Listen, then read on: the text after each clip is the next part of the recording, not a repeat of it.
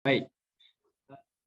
Sebelum kita mulakan majlis ini, sukalah untuk saya sebutkan tuan-tuan, iaitu minta jasa baiklah kepada semua tuan-tuan yang dirahmati oleh Allah Subhanahu Wa Taala untuk sama-sama dengan saya melalui Zoom kita dengan link yang telah diberikan, dan mudah-mudahan kita dapat berinteraksi di dalam Zoom ini. Semua soalan-soalan yang mungkin tuan-tuan ingin bertanyakan, saya boleh respon melalui Zoom ini, dan juga tuan-tuan boleh share live ini melalui Facebook tuan-tuan, dan sharekan di Facebook. Mudah-mudahan kita memanjangkan manfaat majlis ilmu ini kepada kenalan-kenalan kita di Facebook kita lah, insya-Allah. Okey.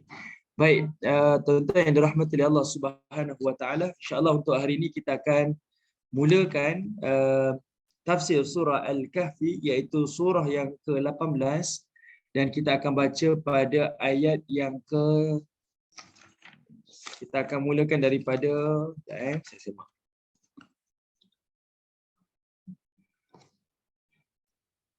Kita akan tengok bermula daripada ayat yang ke-98. Kita akan mulakan daripada ayat yang ke-98. Minta maaf, ayat yang ke-99. Okey, surah Al-Kahfi, surah yang ke-18. Surah yang sentiasa menjadi rutin kepada kita membaca pada setiap hari Jumaat, yang akan menerangi cahaya daripada kita ni sampailah ke Mekah Al-Mukarramah. Mudah-mudahan Allah turunkan rahmah dengan setiap pembacaan ayat-ayat Al-Quran, dan seperti mana yang kita selalu doakan kepada Allah Subhanahu Wa Taala agar terus memilih kita menjadi ahlul Quran, dan semoga setiap bacaan yang kita baca, khususnya iaitu surah Al-Kahfi, kita faham sedikit sebanyak ayat-ayat yang telah disampaikan melalui tadabbur dan tafsir kita di dalam kuliah-kuliah ini, insya-Allah. Okey, baik tuan-tuan yang dirahmati oleh Allah Subhanahu Wa Taala. Jadi saya nak sharekan pada tuan-tuan, iaitu ayat di dalam surah Al-Kahfi.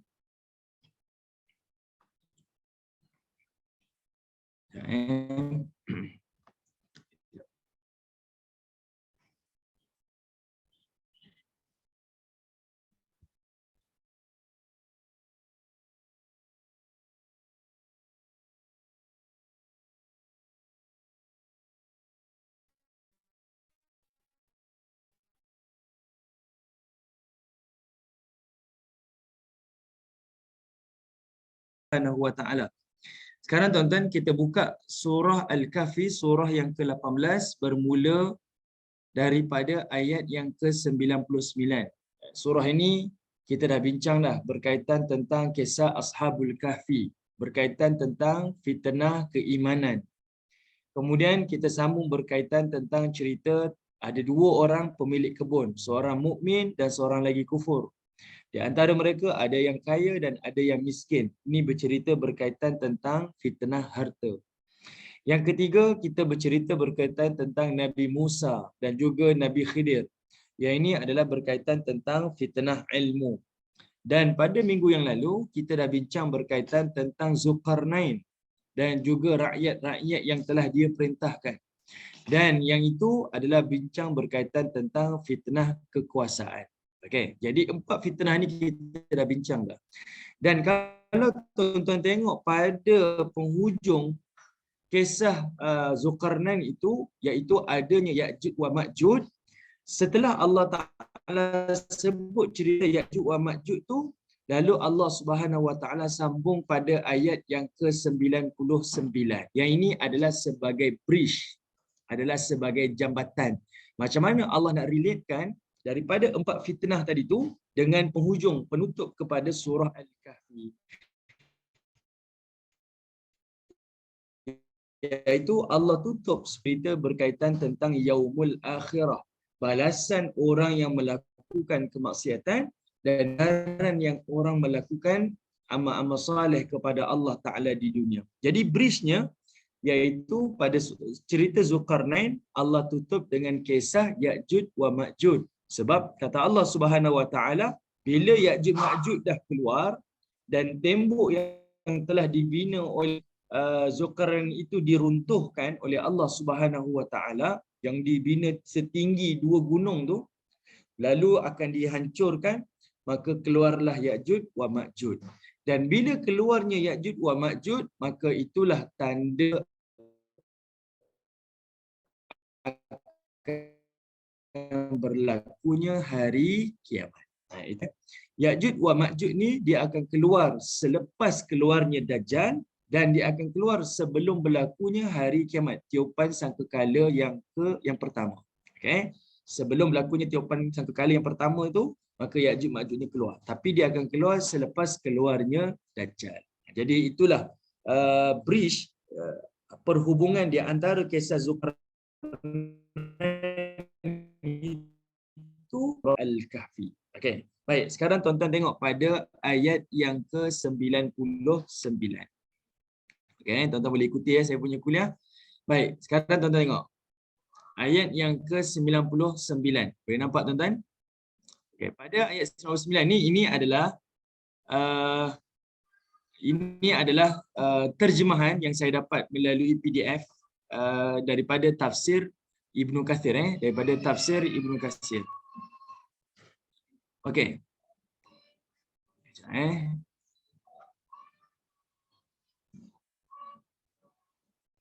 Okey, tuan-tuan tengok pada ayat yang ke-99, Allah Subhanahu Wa Taala menyebutkan wa tarakna ba'dahum yauma idzin yamuju fi ba'din.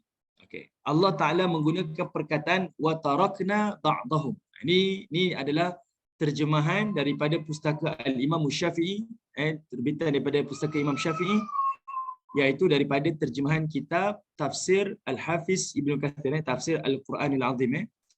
Baik, bila Allah kata ayat 99 tu wa tarakna ba'dahum. Wa tarakna ba'dahum ni artinya kami telah tinggalkan sebahagian daripada mereka. Okey, ini diterjemahkan kami biarkan mereka. Maksudnya sebahagian manusia pada hari itu merujuk kepada manusia yang akan dipertemukan dengan peristiwa Yaumul Qiyamah. Itu maksud wa tarakna ba'dahum. Dan juga kata Al-Hafiz Ibnu Katsir, iaitu hari yang mana dinding itu akan hancur dan Ya'juj Ma'juj akan dikeluarkan.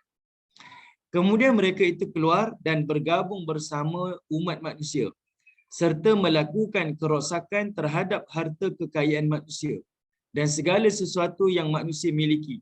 Demikianlah pula yang dikemukakan oleh As-Suddi mengenai firman Allah, wa tarakna ba'dahum yauma idzin yamuju fi ba'din. Kami biarkan pada hari itu bercampur aduk antara satu dengan yang lain. Okey. Tuan-tuan perhatikan perkataan yamuj. Ini perkataan yamuj ni. Yamuj dekat sini adalah artinya adalah menggelombang ataupun gabungan, ataupun kita terjemahkan sebagai bercampur. Apa yang bercampur dekat sini? Iaitu keluarnya Ya'juj Ma'juj ni dia akan keluar daripada atas menurun ke bawah. Ini Allah Taala sebut dalam surah Al-Anbiya.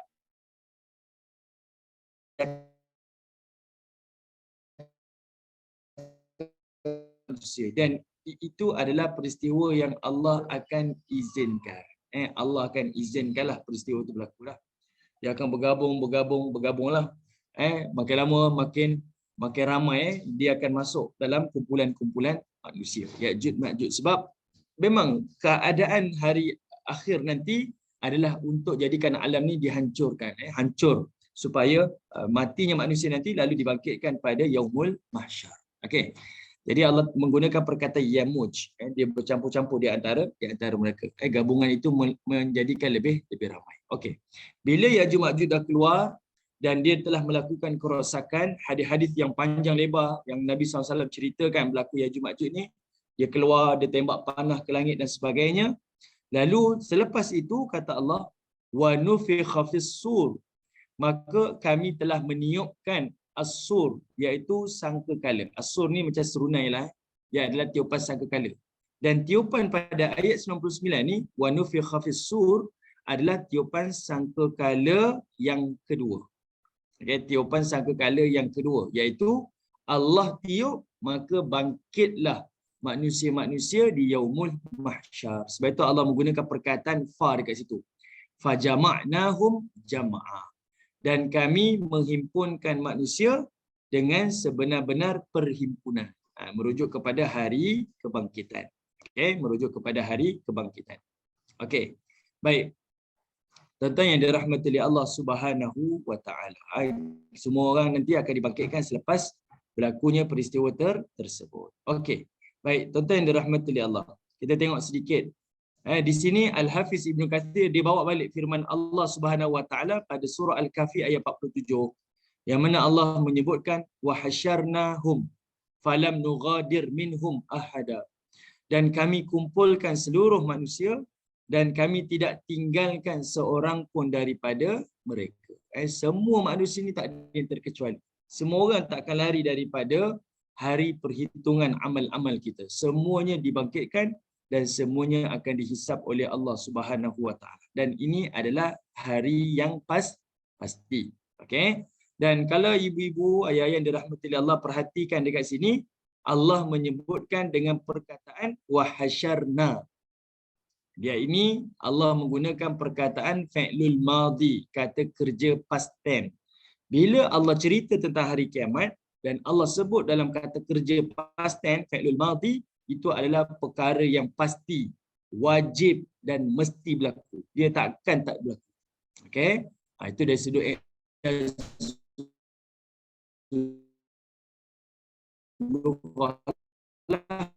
mukjizat dari sudut bahasa. Okey. Okey.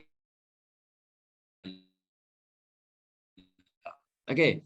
Tengok tuan-tuan ayat yang ke-100. Okey, ayat yang ke-100. Okey, tengok ayat yang ke-100. Allah Subhanahu wa taala menyebutkan dalam ayat 100 Okey, bermula daripada ayat 100 ni sampailah kepada ayat yang ke-110 tentang hari akhirat. Dan Allah Taala sebutkan Waalaikumsalam. Tolong apa ni kan describe sikit tentang sangkakala dari dalil hadis-hadis yang sahih, Ustaz. Sangkakala. Oh, tiupan sangkakala. Okey, baik. Okey. Cerita tentang tiupan sangkakala tu nanti saya akan explain kemudian boleh? Kemudian Okey. Thanks. Baik. Okey. Oh, ada soalan ke? Minta maaf lah, saya tak perasan ada chat dekat sini sebab jarang guna Zoom ni jadi tak perasan. Okey. Baik. Okey. Okey, sekarang tengok ayat yang ke-100. Nanti kita akan serta sedikitlah berkaitan dengan tiupan sangkakala. Baik, tengok ayat ke-100. Kata Allah Subhanahu wa taala, wa aradna jahannama yauma idzil lil kafir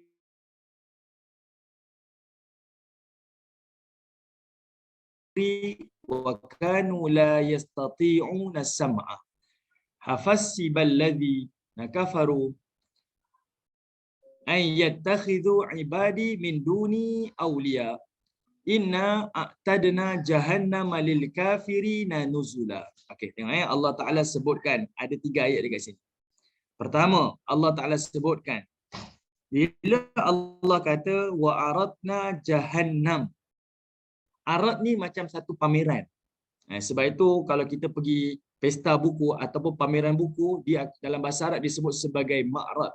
Ma'rad, satu tempat pameran lah. Okey, ini satu pameran. Jadi Allah Taala kata wa aradna, dan kami akan pamerkan.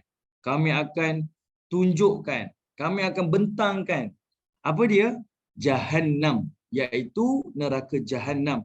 Yauma idzin, pada hari kiamat, lil kafirin, untuk orang kafir, arda, dengan sejelas-jelasnya. Tak ada yang terselindung dah. Mereka akan lihat dengan ainul yakin. Dengan keyakinan daripada mata dia sendiri. Okay, dan itu adalah menjadi azab kepada penghuni-penghuni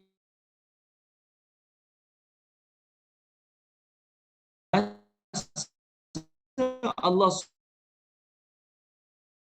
neraka di hadapan manusia.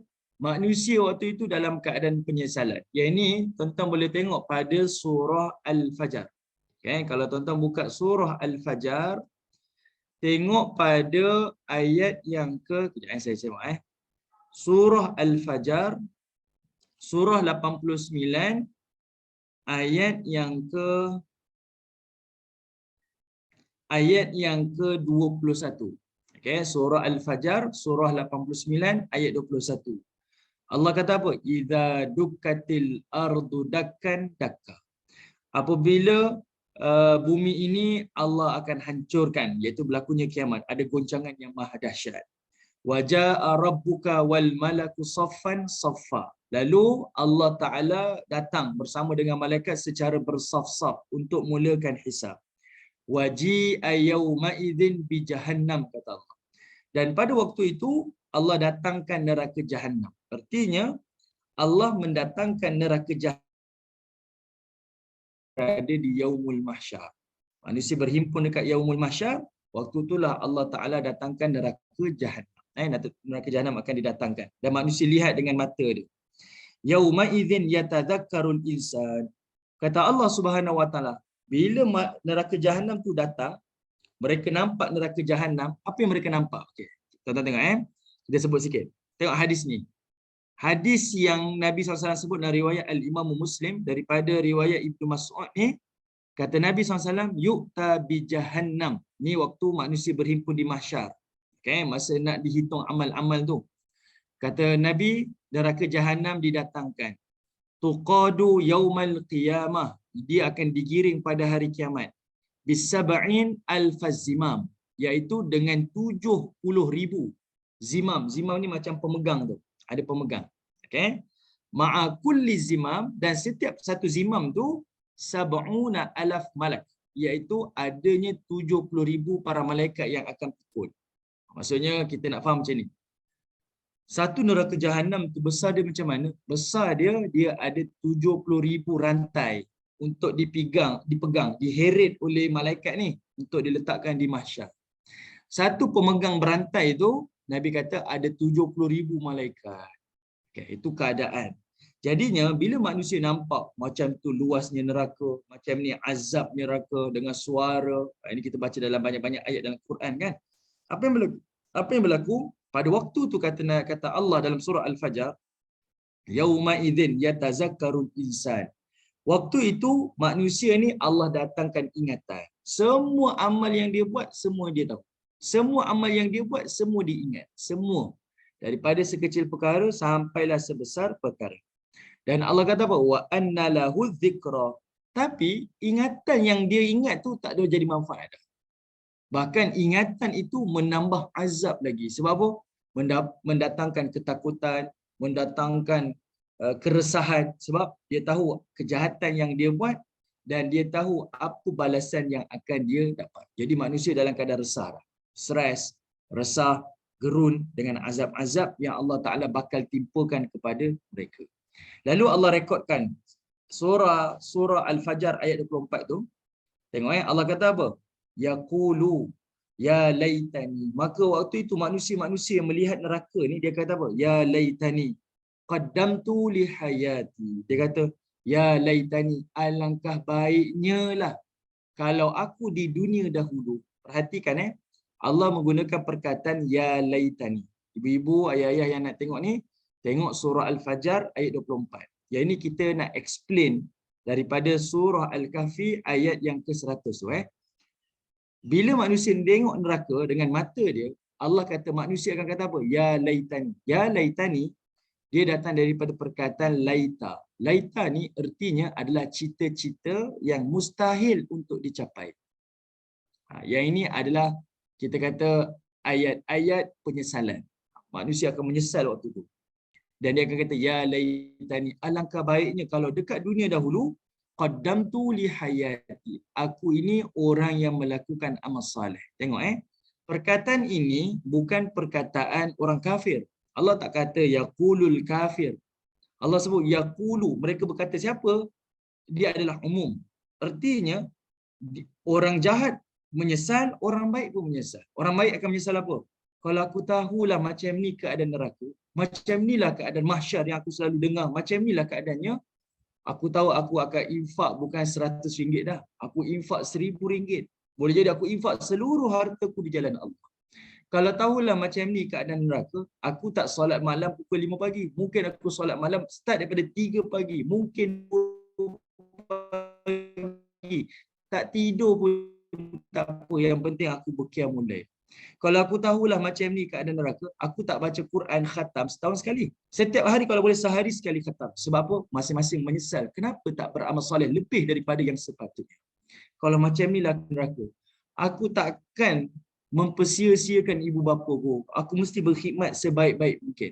Yang beramal soleh pun menyesal, yang melakukan kemaksiatan lebih lagi menyesal.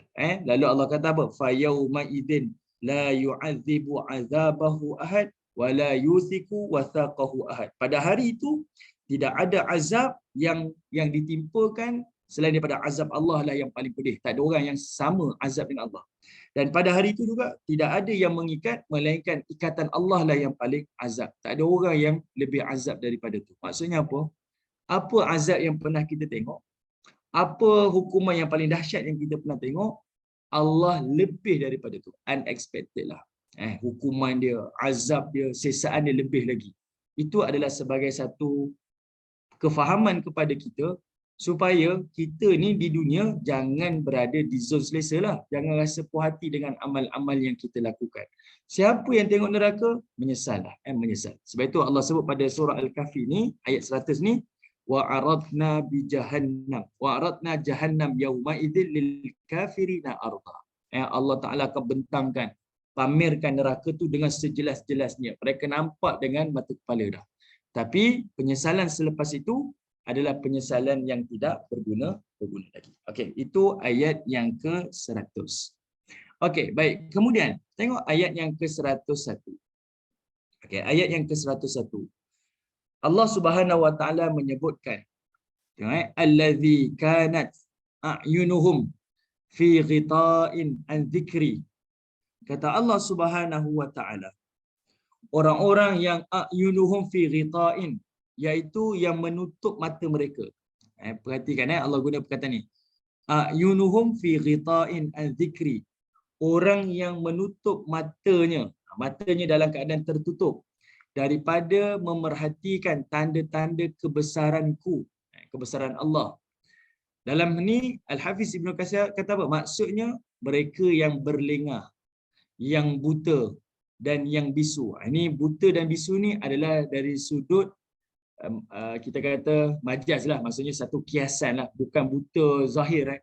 Maksudnya dia buat-buat tak nampak kebesaran Allah. Dia nampak langit, dia nampak bumi yang dihamparkan, dia nampak nikmat-nikmat yang Allah ciptakan. Tapi apa yang dia nampak tak menambahkan iman. Okay. Jadi Allah sebut mereka ni adalah orang yang menutup mata dia. Bukan Allah kata orang ni Allah butakan mata. Dia tutup mata dia, maksudnya dia tak endahkan apa yang dia lihat untuk menerima petunjuk dan mengikuti kebenaran. Untuk menerima petunjuk dan mengikuti kebenaran. Jadi Al-Hafiz Ibn Katsir dia bawa satu ayat lain sebagai penguat. Dia kata apa? Wa man ya'shu an dzikrir rahman nuqayyid lahu syaitanan fahuwa lahu qarin. Barang siapa yang berpaling daripada pengajaran Allah yang Maha Ar-Rahman melalui Al-Quran, nuqayyid lahu, kami adakan baginya syaitanan, iaitu syaitan-syaitan, teman-teman yang menyesatkan. Okey? Fahuwa lahu qarin, yang mana syaitan itu akan menjadi teman yang selalu menyertainya. Jadi penting ada ilmu dan penting sentiasa ada kesedaran tentang hidup bertuhan ni. Kena penting. Sebab bila tak ada, bukan ertinya Allah menghantar syaitan, bukan. Tapi akan ada pendamping syaitan. Sebab contoh, kita ni fitrah kita percaya benda-benda pelik, benda-benda misteri, benda-benda ghaib. Kalau tak dipandu dengan cerita akhirat, cerita-cerita sam'iyat, cerita-cerita ghaibiat, ada jin, ada malaikat yang bercatat amal, adanya hari kiamat, adanya azab kubur, adanya dosa pahala. Kalau tak diisi dengan tu, lompongan itu, kekosongan itu akan diisi dengan pocong, dengan hantu ni, dengan tahyul ini, dengan sihir ini, dia akan diisi. Itu maksud Allah Ta'ala. Sebab secara fitrah, memang manusia suka. Dan manusia ni ada keyakinan tentang perkara-perkara yang dia tak nampak. Sebab itu fitrah. Kalau tak diisi dengan panduan petunjuk daripada Allah melalui Ar-Rahman, iaitu Al-Quran ni yang Allah sebut ni, kalau dia tak ambil daripada Quran, maka kekosongan tu akan diisi. Saya ingat Piramli pernah sebut satu perkara. Piramli kata macam ni. Ni dia orang seni lah. Dia kata apa? Anak-anak Melayu ni kalau dia tak diisi dengan muzik-muzik bangsa Melayu, maka dia akan diisi lompongan-lompongan itu dengan muzik-muzik daripada barat. Betul tak? Sebab semua orang suka hiburan. Kalau kita tak isi dengan muzik Melayu ni, orang sering cakap lah, maka lompongan tu kosong dan dia akan diisi dengan muzik barat. Macam itulah dengan manusia. Dalam diri kita ada kepercayaan kepada benda-benda misteri. Mistik sebab fitrah. Jadi dia perlu diisi dengan benda yang betul. Ada cerita azab kubur, ada cerita tentang neraka, syurga, dosa pahala. Tapi kalau benda tu tak diisi, maka dia akan diisi dengan syaitan. Syaitan dekat sini bukan erti ada syaitan yang akan jadi teman kita. Tapi syaitan ni luas maksud dia. Dia akan diletakkan dengan kepercayaan yang batil, yang tidak benar. Yang itu yang Allah Taala sebut dalam surah Az-Zukhruf. Okey, jadi anak-anak kecil ni, kalau kita ada anak, ada cucu-cucu ni, ataupun kita yang dewasa ni, kita kena isi betul-betul dengan ilmu daripada agama ni, dengan ilmu yang benar. Kalau tak diisi, dia takkan kosong, tapi dia akan diisi dengan benda-benda yang batil. Dengan benda-benda yang batil. Contohlah, budak-budak dia suka kepada superhero. Superhero kan? Sebab itu cerita superhero ni tak pernah berhenti, tak pernah ditelan zaman lah. Daripada dulu ada Superman sampai hari ni. Dari dulu ada Power Ranger sampai hari ni. Dan dulu ada Ultraman sampai hari ni.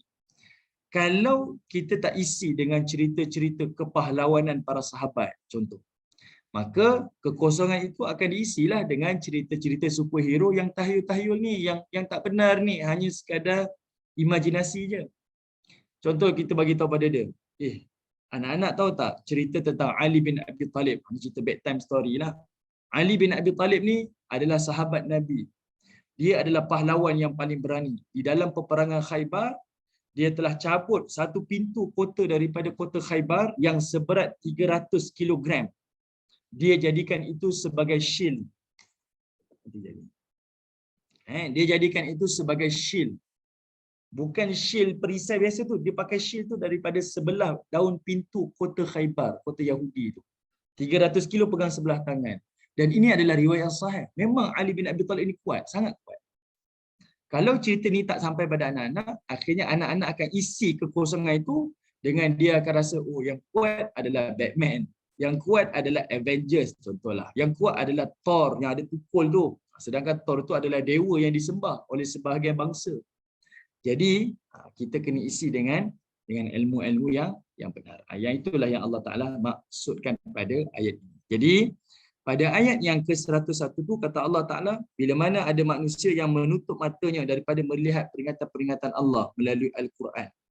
Wa kanu la yastati'una sam'a. Dan mereka itu adalah yang tidak sanggup mendengar.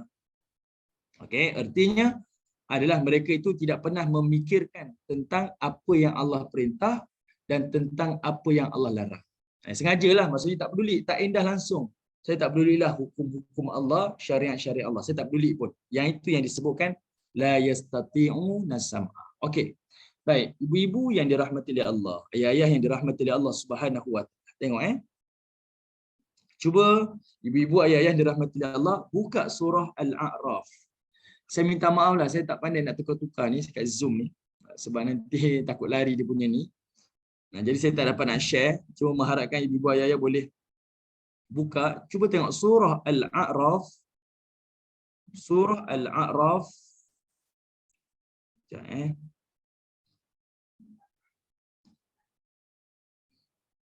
Surah Al-A'raf, tengok pada ayat yang ke-179.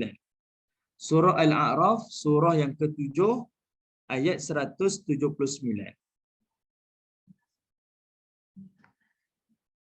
Okay, jumpa. Surah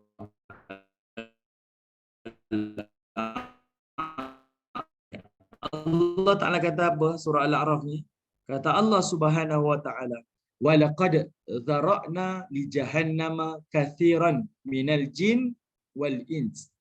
Kata Allah, sesungguhnya kami telah menjadikan neraka jahanam itu banyak daripada kalangan jin dan juga banyak daripada kalangan manusia.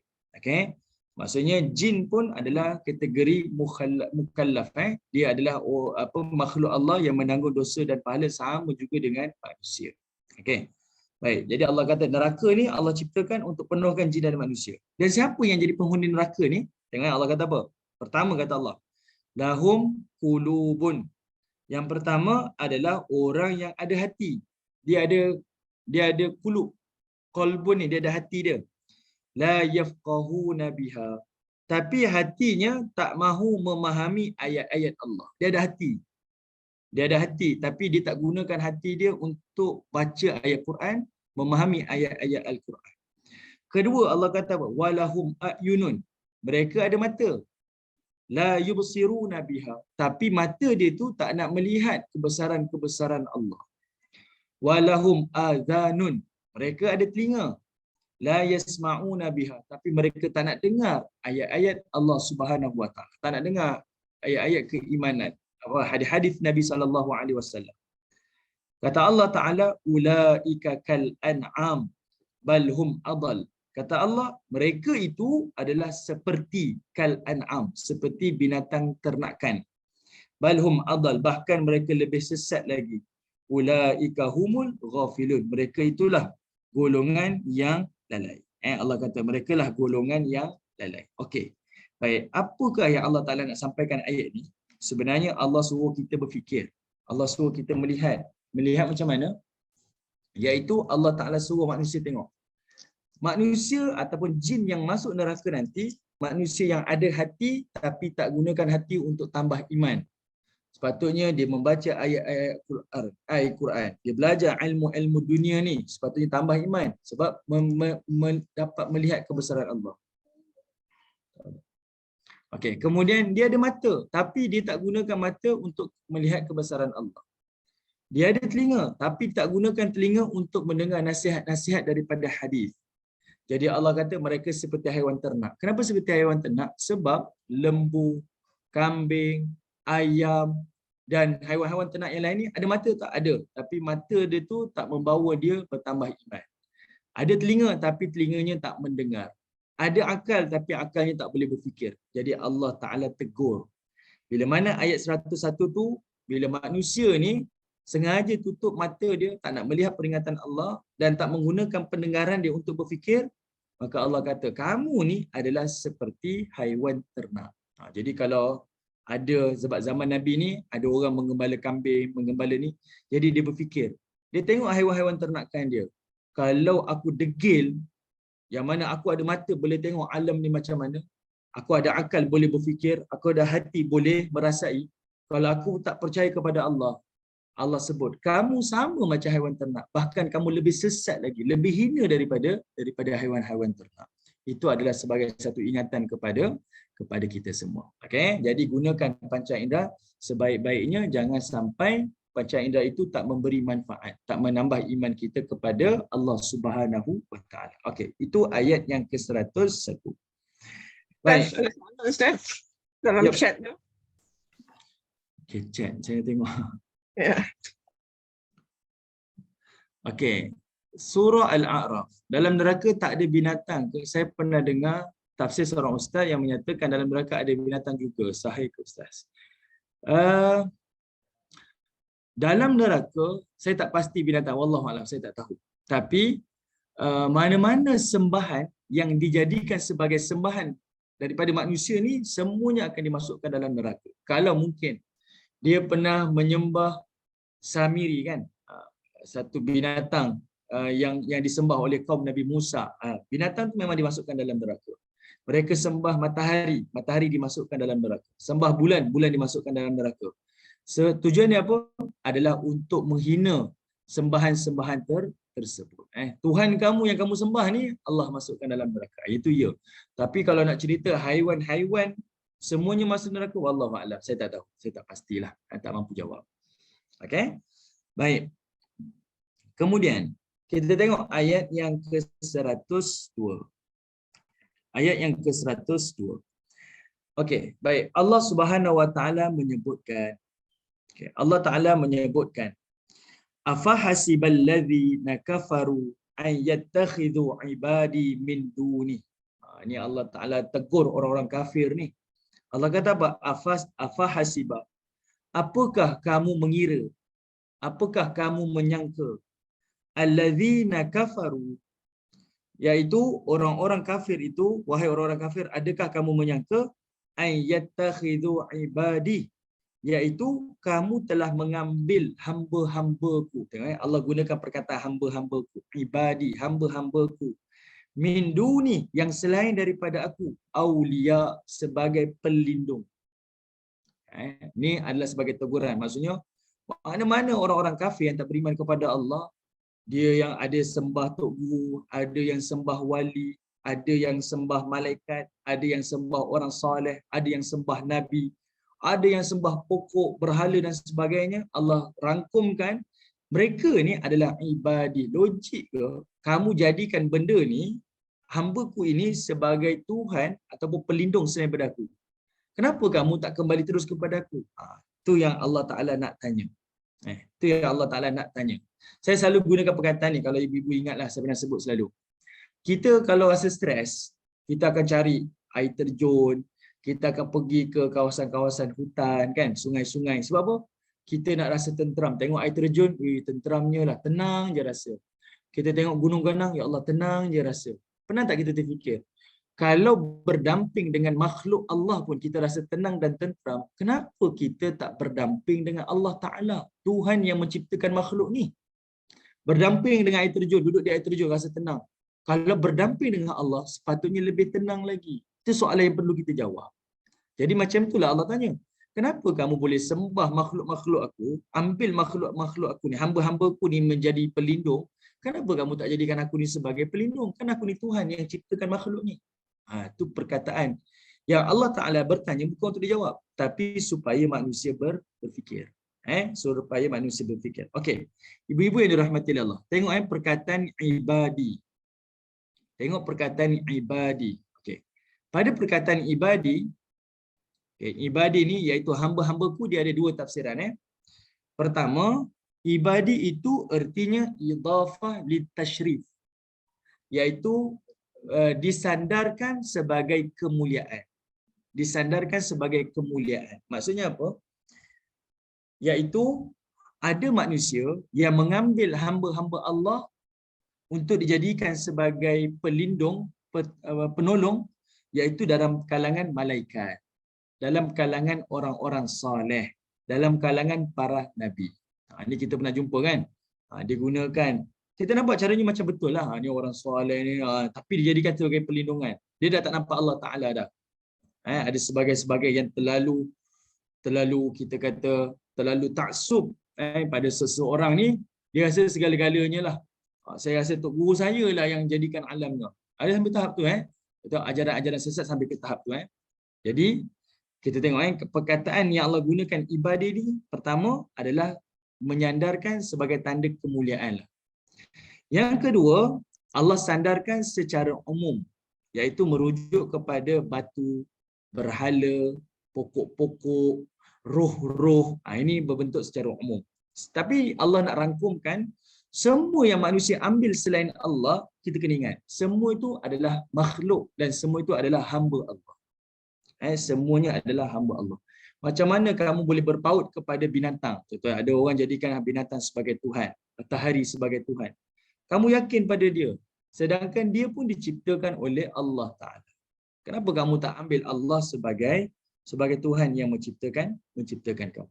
Kenapa kamu tak jadikan Tuhan itu sebagai pelindung dan penolong kepada kamu? Bahkan ibu-ibu yang dirahmati Allah, kalau pernah ingat, saya pernah sebut dalam surah Az-Zumar, tak silap saya, kita pernah share dulu, iaitu orang sezaman dengan zaman Nabi dan juga sampailah ke hari ini, ada yang menyembah Allah, tapi dia menjadikan ada sesuatu yang lain sebagai perantaraan di antara dia dengan Allah.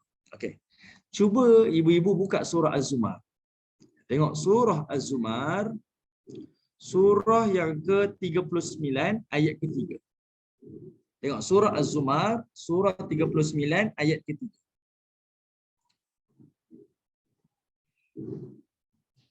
Okey, Allah kata apa? Ala lillahi dinul khalis. Ketahuilah, ingatlah, agama ni agama yang bersih. Maksudnya tidak ada kesyirikan. Clear. Kamu nak minta, minta daripada Allah. Jangan minta daripada mana-mana makhluk. Ini agama yang jelas, khalis, ya, yang bersih, yang suci daripada unsur-unsur kesyirikan. Kemudian Allah kata apa? Walladzina takhadhu min duni. Orang-orang yang mengambil sesuatu selain daripada Allah, aulia, menjadikan sebagai penolong. Dia ambil sesuatu selain daripada Allah menjadi penolong. Lalu bila ditanyakan, ini ucapan orang Quraisy, orang Quraisy ni beragama Hanifah, iaitu ikut syariat Nabi Ibrahim. Tapi bila tanya pada orang-orang Quraisy, kenapa sembah berhala? Kenapa sembah itu sembah ini? Mereka kata apa? Ma na'buduhum. Kami tak sembah tu. Kami tak sembah berhala. Kami tak sembah roh. Kami tak sembah semangat-semangat. Kami tak sembah pokok, matahari, bulan ni kami tak sembah. Illa, melainkan benda-benda yang kami jadikan sebagai perantara ni liyuqarribuna ilallah, untuk mendekatkan kami ni kepada Allah, zulfa, dan lebih dekat lagi. Ini ada satu kepercayaan. Okey. Dia sembah Allah, tapi dia ada perantara. Dan dia merasakan dengan ada perantara ni menyebabkan dia lebih dekat dengan Allah. Ini adalah unsur-unsur kesyirikan. Allah tak benarkan. Sebab Allah kata apa? Agama ni adalah khalis. Dia bersih daripada syirik. Nak minta terus daripada Allah. Nak mohon terus daripada Allah. Nak beriman terus daripada Allah. Tak memerlukan kepada sesuatu yang lain. Okey. Yang itu yang Allah Ta'ala nak sampaikan. Okey. Baik. Sebab itu kalau ibu-ibu tengok dekat sini, Ibnu Katsir kata apa? Iaitu kata Ibnu Katsir, maksudnya mereka berkeyakinan bahawa boleh sahaja mereka meminta pertolongan kepada selain Allah, dan mereka pun meyakini bahawa hal itu dapat berguna bagi mereka. Nampak Ada orang dia beriman pada Allah, tapi dia rasa tak salah lah kalau saya ambil ni sebagai satu ni. Dia ada rasa macam tu. Tapi ayat ni clear. Kita tak boleh ambil selain daripada Allah. Kamu nak minta pertolongan, nak minta bantuan, jelas hanya daripada Allah Subhanahu wa Ta'ala. Okey. Saya pernah dengar satu perkataan ni keluar Ni bukan zaman dulu, zaman kita ni dan di negara kita. Dia kata kalau kita nak minta tolong Tok Cha, dia kata, nak minta tolong Tok Cha, nak pergi berubat ni, kita nak minta tolong Tok Cha, boleh ke tak boleh? Dia kata boleh, hukum dia. Boleh. Dia kata hukum kita minta tolong Tok Cha ni yang pergi minta dekat berhala-berhala dia untuk ubatkan kita ni, apa beza dengan manusia yang pergi berubat kat doktor? Sama je. Dia kata, kita ni minta tolong dengan doktor. Tak sama ke kita minta dengan Tok Cha? Ya Allah, ya Allah. Kita minta jauh lah, banyak istighfar lah. Banyak istighfar. Okey. Jadi kat sini jelas tuan-tuan, jelas. Apa-apa pun minta terus daripada Allah Subhanahu wa Ta'ala. Bermohon terus kepada Allah Ta'ala. Tak ada sesiapa pun yang maha berkuasa. Ada orang minta dekat malaikat, ada orang minta dekat orang saleh, ada orang minta dekat Nabi dan sebagainya. Tidak. Minta terus daripada Allah Subhanahu wa Ta'ala. Okey. Oleh kerana itu, Allah Ta'ala memberitahukan bahawa dia telah menyediakan neraka Jahannam di hari akhirat sebagai tempat tinggal bagi mereka yang mempunyai keyakinan seperti itu. Tengok ayat ni Allah Ta'ala sebut. Ibu-ibu ayat sendiri tengok jelas Allah Ta'ala sebut. Siapa yang ada keyakinan seperti itu, tengok Allah kata apa? Inna, sesungguhnya kami, a'tadna, akan menyediakan Jahannam, neraka Jahannam, lil kafirin, sebagai orang kafir. Untuk orang kafir. Nuzula. Okey. Jadi Allah kata, kamu ada keyakinan macam ni, kami sediakan kepada kamu ada satu neraka Jahannam. Okey. Ibu-ibu tengok ayat 102, Allah menggunakan perkataan nuzula. Nuzula dekat sini ada dua maksud. Okey, nuzula dekat sini ada dua maksud. Maksud yang pertama adalah nuzul ni artinya hidangan. Saya pernah sebut dulu dalam surah Al-Waqi'ah, nuzul ni adalah welcome drink, hidangan awal, appetizer lah, pembuka mulut lah kepada hidangan-hidangan yang akan datang lebih besar lagi. Ini sebagai satu ejekan daripada Allah. Okey. Pertama, nuzul tu artinya adalah sebagai hidangan. Okey, pembuka mulut, appetizer. Tafsiran yang kedua, nuzul itu adalah merujuk kepada manzil, iaitu kediaman. Dan itu merujuk kepada azab. Kenapa para ulama tafsir sebutkan nuzul itu adalah manzil sebagai rumah, kediaman? Sebab para ulama tafsir kata itu adalah azab. Macam mana azab? Bila sebut kediaman, artinya penghuni neraka ni takkan tinggalkan kediaman ni sampai bila-bila. Contohlah, kita ada kediaman kita kan. Kita duduk dekat Subang Jaya. Kita pergilah mana-mana pun. Pergi sampai ke United Kingdom, sampai pergi ke Amerika, pergi sampai ke Peru, kita pergi sampai ke Jepun, mana-mana kita pergi. Last sekali, patah balik ke kediaman kita. Sebab itu rumah kita. Jadi bila Allah kata neraka jahanam itu adalah rumah kepada orang kafir, artinya sampai bila-bila mereka tak akan dapat keluar dan tak akan dapat lari daripada azab. Mereka akan terus kekal selama-lamanya di situ. Okey, dan itu adalah gambaran azab. Sampai bila? Sampai bila-bila. Abadan. Forever mereka akan duduk di situ untuk menerima azab daripada Allah Subhanahu wa taala. Okey? Ingat hati-hati bab akidah ni, keimanan ni benda yang sangat-sangat penting. Dia kita boleh kata sebagai anak kunci kepada syurga kita. Bawalah amal banyak mana. Tapi kalau anak kunci tu kita buang, kita tak akan dapat pulang ke rumah kita, iaitu tak dapat masuk ke dalam syurga Allah. Anak kunci tu adalah akidah kita. Pastikan kita kembali pada Allah dengan anak kunci yang betul. Okey, dengan anak kunci yang betul supaya kita dapat masuk ke dalam syurga Allah Subhanahu wa taala. Benda ni sangat-sangat penting. Sebab itu Allah Taala sebut dalam satu ayat ni sebab sebagai peringatan, dan apatah lagi ayat ni Allah letakkan di dalam surah Al-Kahfi yang dibaca sebagai ingatan dan dia menjadi penyelamat kepada akhir zaman. Yang Nabi kata siapa yang baca 10 awal ataupun 10 akhir maka dia akan selamat daripada fitnah Dajjal. Inilah ayat dia. Inilah ayat dia. Salah satunya Allah tekankan berkaitan tentang keimanan. Keimanan. Jangan ambil selain daripada Allah sebagai pelindung. Jangan ambil. Jangan ambil. Okay? Ambil hanya Allah Subhanahu wa taala saja sebagai pelindung. Baik, ibu-ibu yang dirahmati oleh Allah Subhanahu wa taala. Tengok pada ayat yang ke-103. Tengok ayat yang ke-103. Allah Subhanahu wa taala sebutkan, "Qul hal nunabbiukum bil akhsarina amala." Kata Allah Subhanahu wa taala, katakanlah, qul, katakanlah, hal, adakah, nunabbiukum, kami beritahukan kepada kamu, bil akhsarina amala, orang-orang yang paling merugi perbuatan. Adakah kami ni nak beritahukan kepada kamu siapakah manusia yang paling rugi dalam kehidupan dia? Ini benda ni pentinglah kita kena ambil cakna ni. Supaya kita tak nak kita beramal dan akhirnya kita rugi. Jadi Allah Ta'ala beritahu kepada kita ni. Nak tak kamu tahu, ada manusia yang dia paling rugi dalam kehidupan dia. Allazina dhalla sa'yuhum fil hayatid dunya. Mereka itu adalah orang yang dhalla sa'yuhum. Sa'yuhum ni kita tahu kan, perkataan sa'i ni orang yang sentiasa berlari-lari. Orang yang sentiasa berusaha. Kita buat ibadah sa'i kita rasa penat. Kita berjalan sana sini Safa Marwah, maksudnya tak berhenti. Macam-macam amal kita buat. Tapi Allah kata amal tu dhal, sesat ataupun sia-sia fil hayatid dunya. Benda tu yang dia buat tu sesat, benda yang dia buat tu sia-sia. Walaupun dia buat dalam keadaan sa'yuhum, buat sungguh-sungguh, buat dalam keadaan tak cukup masa dah. Wahum yahsabun, dan mereka pula waktu yang sama menyangka annahum yuhsinuna sun'a, yang rasa mereka tu telah melakukan sebaik-baik amal. Ni Allah Ta'ala mention kat kita ni supaya cakna betul. Ada orang yang Allah kata dia rugi dalam hidup dia ni. Sebab apa? Dia buat benda batil. Dia buat benda sia-sia. Tapi dia rasa dia betul. Okay? Dia buat dia rasa betul.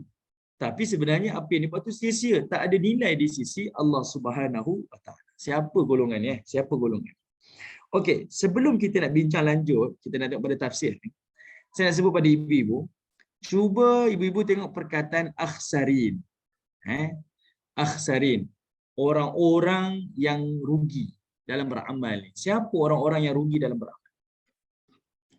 Akhsarin, orang-orang yang rugi dalam beramal. Ayat 103 Okey.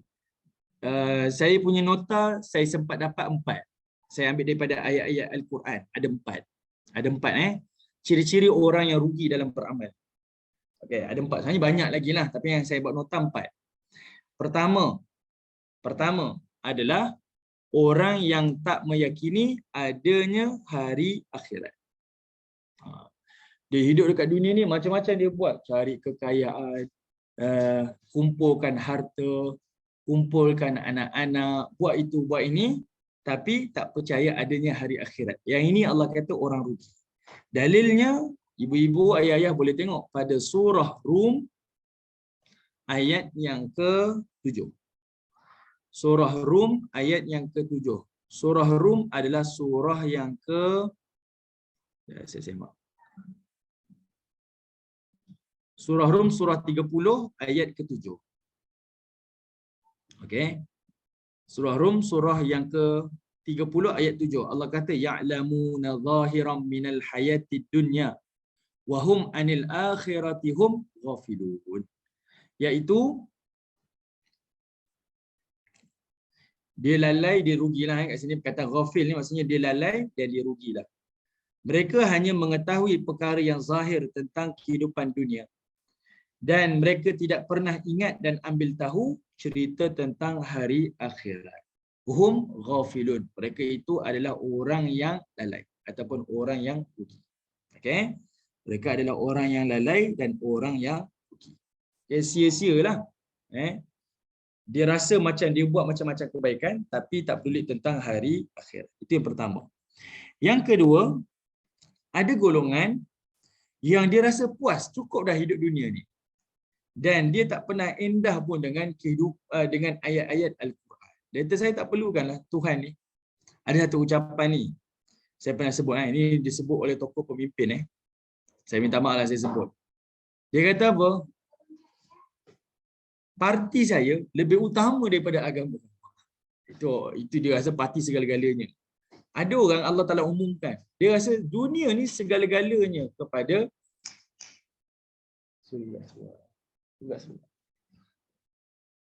ada orang dia merasakan kehidupan dunia dia cukup dah dan dia tak perlukan apa-apa ayat daripada Al-Quran. Dia tak perlukan agama. Ada orang jadi macam tu. Okey. Dalilnya iaitu tengok pada surah Yunus ayat yang ke-7. Surah Yunus ayat yang ke-7. Surah Yunus surah ke-10 ayat 7. Okey, ayat 7. Allah kata apa?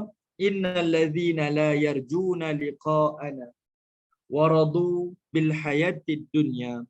Sesungguhnya orang yang tidak pernah menaruh ingatan untuk bertemu dengan kami di hari akhirat. Wa radu bil hayatid dunya, dan yang tak pernah redha, yang sentiasa berpuas hati. Wa radu, dia maksud dia puas hati dengan kehidupan dunia dia.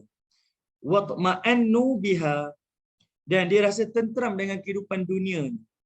Walladzinahum an ayatina ghafilun. Itulah orang yang tidak mengendahkan ayat-ayat kami. Orang-orang yang lalai dan orang-orang yang rugilah. Dia rasa dunia cukup dah. Saya tak perlukan agama dan saya tak perlukan ayat-ayat Al-Quran atau hukum-hukum Allah. Lalu kata Allah, ulaika ma'wahumun nar. Demikianlah neraka jahanam itu sebagai kediaman bagi mereka. Bima kanu yaksibun. Disebabkan keingkaran dan kederhakaan yang telah mereka lakukan. Okay? Kederhakaan, keingkaran yang telah mereka lakukan. Okay. Itu yang kedua, tuan-tuan. Pertama tadi, orang yang tak peduli hidup dia tentang hari akhirat. Kedua, orang yang cukup dah. Dia kata, puas hati aku dengan dunia ni. Aku rasa tenteram dekat dunia dah. Dan aku tak perlukan apa-apa dah. Kau cerita agama ke, agama tak penting lah. Bahkan dikata pula, agama ni membawa kepada perpecahan bangsa pula. Ada orang macam ni. Okay. Ketiga, iaitu orang yang dia jarang-jarang mengingati Allah. Jarang-jarang mengingati Allah dan dia tak takut kepada azab Allah. Yang ini Allah Ta'ala sebut dalam surah Al-A'raf, surah ke-7 ayat 205. Di hujung-hujung surah. Surah Al-A'raf, surah ke-7 ayat 205.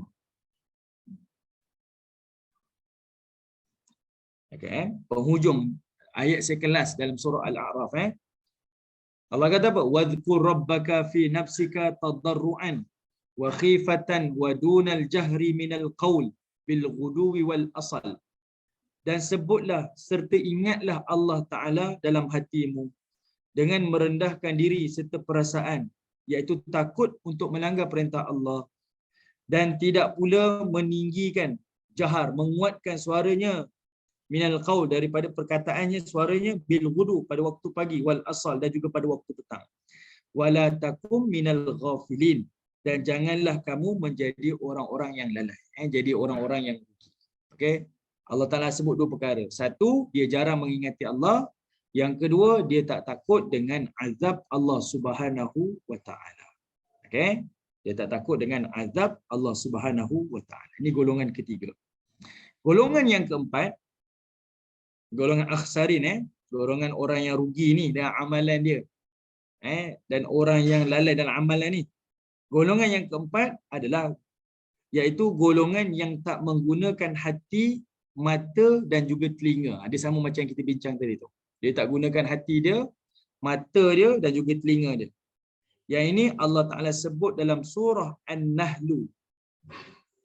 Ibu-ibu, ayah yang dirahmati Allah, buka surah An-Nahlu, surah yang ke, sekejap, saya cek. An-Nahlu.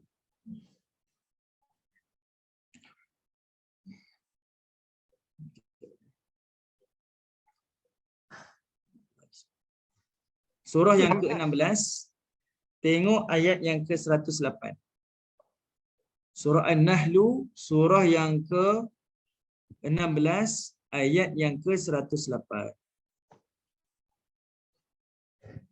Allah kata apa? Ulaikal ladzina taba'allahu ala qulubihim. Orang-orang yang Allah Ta'ala telah taba' ini macam dia macam cap, dia macam apa? Patri kalau macam orang duk welding tu kan. Allah Ta'ala telah taba' dekat hati dia. Patrikan dalam hati dia. Wa sam'ihim wa absarihim, pada hati dia, pada telinga dia dan pada penglihatan dia. Wa ulaika humul ghafilun. Mereka ni adalah orang-orang yang ghafil, orang yang lalai. Maksudnya tak gunakan hati dia, mata dan telinga dia untuk mendengar, untuk bercakap, untuk melihat, merasai kebesaran-kebesaran Allah Subhanahu wa taala. Menggunakan semua panca indera ini kepada perkara-perkara yang batil. Semua ni Allah Taala sebut ini adalah orang-orang yang akhsarin. Ghafilin, orang yang lalai, juga termasuk dalam kategori orang yang akhsarin, iaitu orang-orang yang sia-sia amal-amal yang mereka lakukan. Okey, baik. Jadi pada surah ni, pada ayat 103 Allah Taala tanya kan, tahukah kamu, sukakah kamu kalau aku nak ceritakan kepada kamu tentang orang yang serugi-rugi amalan? Siapa golongan ni? Maka Allah Ta'ala sebut pada ayat yang ke-104. Siapakah golongan tersebut? Kata Allah Subhanahu Wa Ta'ala, alladzina dhalla sa'yuhum fil hayatid dunya wa hum yahsabuna annahum yuhsinuna sun'a. Tengok tafsiran Okey, tengok Al-Imam Bukhari meriwayatkan daripada Mus'ab. Ia menceritakan, aku pernah bertanya kepada ayahku Sa'ad bin Abi Waqqas. Ini anak Sa'ad bin Abi Waqqas namanya Mus'ab bin Sa'ad. Dia kata apa? Apa maksud Allah Ta'ala kata kul hal nunabbi'ukum bil akhsarina a'mala. Iaitu Allah kata, aku nak beritahu kepada kamu tentang orang yang paling rugi dalam amalan-amalan. Apakah itu hururiyah? Dia kata Sa'ad bin Abi Waqqas, bukan. Tetapi golongan yang rugi ni adalah golongan Yahudi dan juga Nasrani. Sedangkan orang Nasrani, adapun orang Yahudi, dia telah mendustakan Nabi Muhammad. Sedangkan orang Nasrani, dia ingkar adanya syurga. Dan mereka mengatakan tidak ada makanan dan tidak ada minuman di dalam. Okey, apa maksudnya dekat sini tuan-tuan? Kalau ibu-ibu ayah-ayah buat nota, ayat 104 itu orang yang rugi ni dalam amalan dia iaitu orang yang buat amal dekat dunia ni batil. Dia dhalla sa'yuhum. Apa yang dia buat semua sesat, iaitu sia-sia dekat dunia. Dan dia kira apa yang dia buat tu amal soleh. Para ulama bahkan sahabat Nabi kata itu adalah orang Yahudi Nasrani. Maksudnya adalah mereka ni beriman dengan Allah. Beriman dengan Allah. Dan dia merasakan amal-amal yang dia lakukan itu bertuhankan Allah. Tapi apa yang dia buat adalah terkeluar daripada perintah Allah Ta'ala. Jadi Yahudi dan Nasrani ni agama samawi. Tuhannya siapa? Allah. Meyakini Allah daripada kitab samawi itu. Tapi apa yang dia buat adalah bercanggah dengan apa yang Allah perintahkan. Sebab itu Sa'ad bin Abi Waqqas kata, kenapa orang Yahudi? Sebab orang Yahudi itu mengingkari Nabi SAW. Siapa yang tolak Nabi, dia kufurlah kepada Allah Ta'ala. Yang kedua, kenapa orang Nasrani? Sebab orang Nasrani, dia tak mempercayai adanya syurga dan juga neraka. Tak percaya adanya hari akhir. Okey? Baik. Jadinya ayat 104 ni adalah merujuk kepada orang Yahudi dan Nasrani. Dan dia juga merujuk kepada orang-orang mukmin ni. Okey, orang-orang mukmin ni iaitu dia beriman pada Allah dan Rasul tetapi melakukan amal-amal yang bid'ah, batil. Bid'ah. Bid'ah ni tak payah bincanglah tuan-tuan Tuan-tuan pun maklum. Dia bukan bid'ah yang selalu kita dengar orang duk provok-provok ni. Pakai mikrofon bid'ah. Kalau nak pergi kerja naik unta lah, jangan naik kereta, kereta bid'ah. Makan pakai garpu bid'ah. Ni tuan-tuan tak payah dengar lah. Ini adalah satu ejekan lah. Sebenarnya tidak. Bid'ah ni adalah dalam urusan agama. Menambah-nambah dalam urusan agama yang batil. Okey? Yang Nabi tak buat. Nabi dah datang menjadi tabligh, menyampaikan benda yang sempurna dah, komplit dah. Kenapa perlu ada penambahan-penambahan yang kita rasa ni kalau macam ni lagi baik ni. Kalau macam ni lagi baik. Sedangkan Nabi ni sudah tentulah dia adalah siddiq, amanah dan juga tabligh. Dia amanah dengan apa yang disampaikan. Dia bercakap benar dengan apa yang disampaikan dan dia adalah tabligh, menyampaikan dengan sempurna apa yang Allah telah wahyukan. Bahkan Allah Taala telah iktiraf apa yang Nabi sampaikan. Al-yauma akmaltu lakum dinakum. Pada hari ini aku telah sempurnakan agama, iaitu agama Islam. Menunjukkan tugas Nabi selesai. Nabi telah menjalankan tanggungjawabnya dengan seamanah-amanahnya. Okey? Baik. Jadi tuan-tuan yang dirahmati Allah, pada ayat yang ke-104 dia merujuk pada orang Yahudi dan Nasrani sebab mereka agama samawi, bertuhankan Allah tapi melakukan amal yang batil. Allah kata ini amal yang rugi. Dan dia juga merujuk pada orang-orang mukmin yang beriman pada Allah dan Rasul tetapi melakukan perkara-perkara bid'ah, amalan-amalan yang batil. Yang ini lebih bahaya tuan-tuan sebab dia rasa betul tapi apa yang dia buat adalah perkara yang batil. Ustaz, soalan. Macam mana juga dengan hadis Rasulullah SAW kata umatnya di akhir zaman akan terbagi kepada 73. Jadi yang 72 itu pun termasuk jugalah kan orang yang rugi. Ya kan? Betul. Akan terbahagi, terpecah kepada sampai 73 kumpulan. Jadi ni ulama akidah sebut dalam kitab Al-Farqu Bainal Firaq. Sebab itu adalah hadis yang sahih. Memang akan terpecah-pecah umat ini. Dan hanya satu sahaja yang akan duduk dalam jalan yang menuju kepada syurga Allah Subhanahu Wa Taala. Contohlah zaman dahulu ada Khawarij. Kemudian ada yang berakidah Jabbariyah, ada yang berakidah Qadariyah, macam-macam akidah. Kepercayaan-kepercayaan ni lah. Sebab dia benda yang sebenarnya nak mudah macam ni. Agama ni dia menuntut kepada ilmu lah. Dia menuntut kepada ilmu. Yang mana kita kena belajar dan kita kena faham. Dia bukan sekadar taklid sahaja. Kita ada sekadar taklid saja, ikut-ikut. Bagi orang awam, saya pun orang awam, ya saya tak nafikan. Kita ikutlah kepada yang berautoriti, mufti kita dan sebagainya. Tapi dalam masa sama tak menghalang kita untuk belajar dan tak menghalang untuk kita bertanya kan. Sebab dia menjadikan kita berhati-hati. Dia bukan ancaman tapi supaya kita berhati-hati. Jangan terlalu rasa selesa dengan apa yang kita lakukan, yang kita belajar. Sentiasa berusaha untuk terus belajar. Sebab kalau pecah 3, pecah 4 tu kita boleh tahulah tak banyak pecahan tu. Sekarang pecah 73 pecahan. Maksudnya terlalu banyak. Salah ni salahlah kita punya akidah kita. Okey? Baik. Baik. Tuan-tuan yang dirahmati oleh Allah Subhanahu wa taala. Tengok ayat 105. Ayat 104 Allah explain mereka ni yang beramal dekat dunia sia-sia dan mereka sangka apa yang dia buat dekat dunia itu adalah amal soleh tapi rupanya sia-sia. Ayat yang ke-105 Allah Taala sebut apa lagi ciri yang menyebabkan mereka ni menjadi sia-sia amalan dia? Allah kata apa? Ulaikal ladzina kafaru. Sesungguhnya orang-orang kafir ni, mereka-mereka yang rugi amal ni, dia adalah biayatina. Minta maaf. Kafaru biayatina. Mereka adalah orang yang tidak mempercayai ayat-ayat Rabbihim. Minta maaf, biayati Rabbihim. Subhanallah. Ulaikal ladzina kafaru biayati Rabbihim. Pertama, dia adalah orang yang tidak percaya tentang ayat-ayat Tuhan mereka. Wa liqa'ih, dan dia adalah orang-orang yang mendustakan hari pertemuan dengan Tuhan mereka. Ada dua. Pertama, dia tak meyakini ayat-ayat Quran. Yang kedua, dia menafikan pertemuan dengan Tuhan.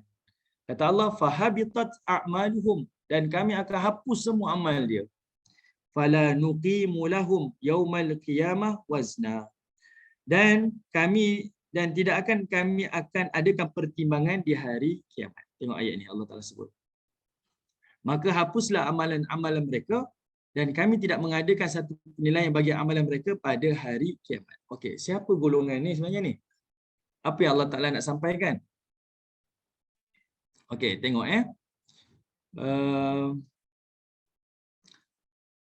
perkataan ulaikal ladzina kafaru biayati rabbihim wa liqa'ih. Orang-orang yang kufur terhadap ayat-ayat Allah dan kufur kepada perjumpaan dengan Allah. Maksudnya mereka yang mengingkari ayat-ayat dan bukti-bukti kekuasaan Allah di dunia yang telah disampaikan. Juga mendustakan keesaannya. Tidak beriman kepada para rasulnya serta mendustakan alam akhirat. Ada 3 benda yang Allah Taala sebut di sini yang disebut oleh Al-Hafiz Ibn Katsir. Menafikan Allah, menafikan Rasul, menafikan hari akhirat. 3 ni adalah berkaitan tentang rukun iman. Yang kita pelajari rukun iman ni ada 6. Maka benda tu kena pasak betul-betul lah. Kena pegang betul-betul. Sebab itulah yang menjadi trust kepada agama kita. Menafikan ini, maka dia termasuklah dalam kategori orang yang sia-sialah amal-amal yang mereka lakukan. Kemudian Allah kata, fala nuqimu lahum yaumal qiyamati wazna. Dan kami tidak mengadakan satu penilaian bagi amalan mereka pada hari kiamat. Artinya, kami tidak akan memberatkan timbangan mereka kerana dalam timbangan mereka tidak terdapat kebaikan. Maksudnya amal tu jadi rugi dah. Tak perlu ditimbang dah. Sebab dia jatuh kepada kufur kepada Allah Subhanahu wa taala. Para ulama bawa satu hadis daripada Al-Imam Muslim. Dia kata apa? Hadis riwayat Imam Muslim dan hadis riwayat Bukhari. Dia kata apa? La ya'tir rajul al-azim as-samin. Ada didatang di hari akhirat nanti seorang lelaki yang al-azim besar, as-samin gemuk, yaumal qiyamah pada hari kiamat. La yazinu indallah. Allah tak timbang amal-amalnya di sisi Allah. Janaha ba'udah. Yang mana kalau ditimbang amal tu hanya seberat nyamuk, sayap nyamuk je. Wa qala, dan dikatakan kepadanya, ikra'u in syi'tum fala nuqimu lahum yaumal qiyamati wazna. Bacalah dan kami tidak mengadakan satu penilaian bagi amalan mereka pada hari kiamat. Maksudnya apa? Ini merujuk kepada orang yang tak beriman kepada Allah. Jadi amal-amal yang dia lakukan adalah menjadi sia-sia. Kamu tolak rukun keimanan pada Allah Ta'ala, tak percaya Allah, tak percaya Rasul, tak percaya adanya hari kiamat, maka semua amal kamu sia-sia. Sebab tidak ada lagi keimanan kepada Allah Subhanahu wa taala. Okey. Baik, ibu-ibu yang dirahmati Allah. Ada satu hadis. Okey. Ada satu hadis Hadis ini tak disebutkan oleh Al-Hafiz Ibn Katsir, tapi hadis ini penting. Cuba ibu-ibu tengok pada ayat yang ke-105 ni Allah sebut fahabitat a'maluhum. Ayat 105 ni clear lah. Orang yang tak beriman, amal dia Allah tak timbang dah. Sebab apa? Dah tak ada kebaikan dah pada kehidupan dia. Pada amal dia tak ada kebaikan. Sebab dia dah menafikan Allah Ta'ala. Menolak, mensyirikkan Allah Ta'ala. Menolak Rasul. Tak mempercayai hari kiamat. Tapi ibu-ibu tahu tak? Ada satu hadis Nabi SAW sebut tentang orang beriman. Tapi amalnya Allah akan hapuskan. Iaitu hadis ni disebutkan dalam riwayat Al-Imam Muslim. Dan juga disebutkan dalam riwayat Ibn Hibban. Hadis sahih. Iaitu Nabi SAW cerita. Saya tak baca matalah. Iaitu kata Nabi SAW, kitab hadis ni dikumpulkan dalam satu kitab. Iaitu dikarang oleh Al-Hafiz Ibn Daibak. Kitab Ghayatul Matlub. Dia kata apa? Nabi SAW cerita. Ada dua orang lelaki daripada Bani Israel. Dua orang lelaki Bani Israel. Dan dua-dua lelaki ni, seorang beriman dan seorang lagi ahli maksiat. Seorang ahli ibadah, seorang ahli maksiat. Dua-dua ni bersaudara. Kata Nabi SAW, satu hari, kawan dia yang ahli ibadah melihat kawan yang seorang ni ahli maksiat. Yang kawan yang ahli ibadah ni tengok kawan yang ahli maksiat ni buat maksiat. Lalu kata kawan ni, dia kata itraq. Dia kata kau tinggalkan maksiat ni. Dia nasihatlah. Cerita mula dia nasihat. Kata itraq. Kata Nabi SAW, dia sebut itraq. Tinggalkan maksiat. Bertaubatlah pada Allah Ta'ala. Tapi nasihat tu tak dipedulikan. Masuk telinga kanan, keluar telinga kiri. Kemudian Nabi sebut lagi. Hari yang berikutnya, kawan yang ahli ibadah nampak kawan ni ahli maksiat ni buat maksiat lagi. Tak berhenti lagi. Lalu dipesan benda yang sama. Itraq, dia kata. Tinggalkan maksiat kamu. Lalu dia nasihatlah bla bla bla bla bla. Kawan tu tak dengar juga. Masuk telinga kanan, keluar telinga kiri. Tak peduli pun. Kali ketiga, dia sebut lagi. Dia nampak lagi kawan yang buat maksiat tu buat maksiat. Lalu kawan yang beramal soleh ni dia kata itraq, tinggalkan maksiat kamu. Kawan yang selalu sangat dia dinasihatkan ni, dia punya marah. Dia kata apa? Dia kata khallini wa rabbi. Dia kata tinggalkan aku dengan Tuhan aku. Jangan peduli dengan aku dah. Ni bukan kerja kau, ni bukan urusan kau. Sebab apa? Kau tinggalkan aku. Ini amal aku dengan Tuhan aku. Aku buat maksiat ke? Aku buat amal soleh tu bukan urusan kau. Ini bukan kehidupan kau. Ini kehidupan aku dengan Tuhan aku je. Jangan peduli. Lalu dia sebut dalam hadis ni sebut apa? Kawan yang buat maksiat ni diprovok pula. Dia kata, adakah engkau ni dihidupkan oleh Allah ni untuk awasi hidup aku ni? Nak perhati je amal-amal aku ni. Kau jangan peduli. Yang ini berlaku tuan-tuan dalam kehidupan kita. Berlaku kan? Ada orang buat kejahatan, buat maksiat, kita ni ingatkan kan? Tapi satu hari bila kita nasihat, kawan yang buat maksiat ni kata apa? Kubur kita asing-asing lah. Jangan peduli lah. Kubur aku, kubur kau. Kita yang dengar ni jadi marah juga kan? Kita dah nasihat elok-elok, dia provok pula.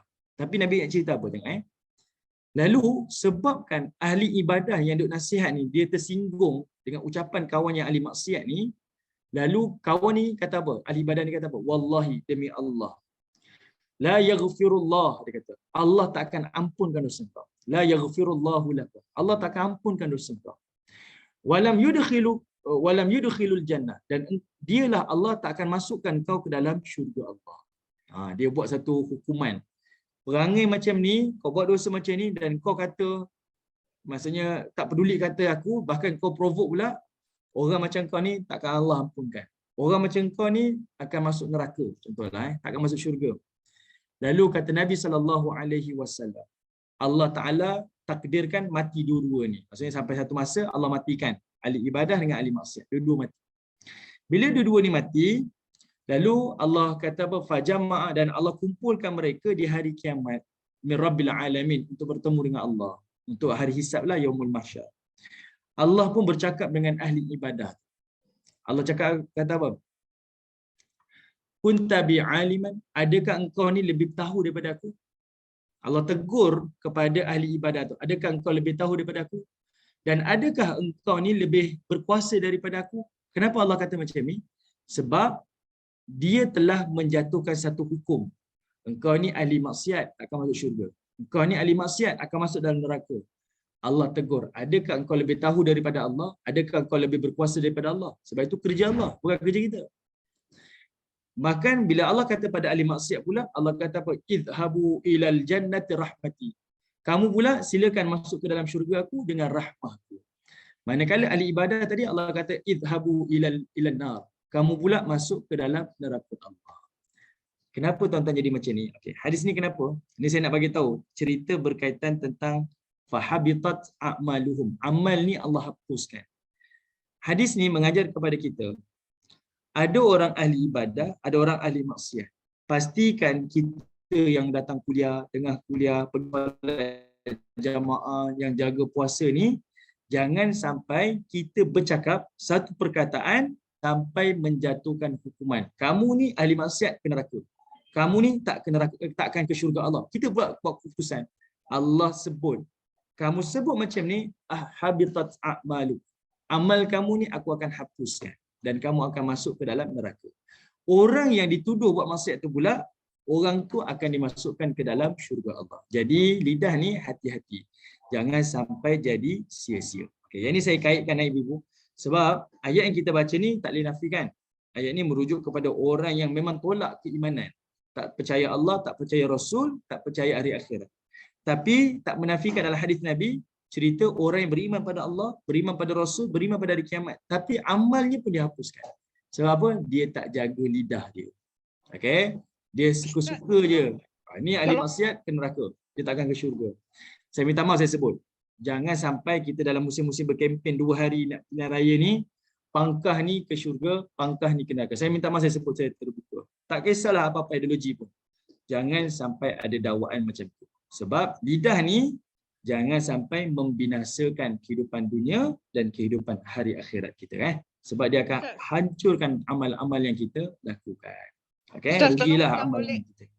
Tolong ulang balik hadis tu tadi, riwayat siapa Ustaz? Okey, hadis tu riwayat daripada Al-Imam Muslim dan Ibn Hibban. Dia dikumpulkan dalam satu kitab. Imam Muslim disebut dalam hadis ni. Dan kitab ni kalau nak tengok, saya tak bawalah kitab tu. Tak ada dalam kereta. Kitab tu dibawa oleh Al-Hafiz Ibn Daibah dalam kitab Ghayatul Matlub. Kitab Ghayatul Matlub daripada Al-Hafiz Ibn Daibah. Dan banyak hadis berkaitan dengan macam tu. Nabi bawa riwayat macam tu. Saya dah cerita macam ni.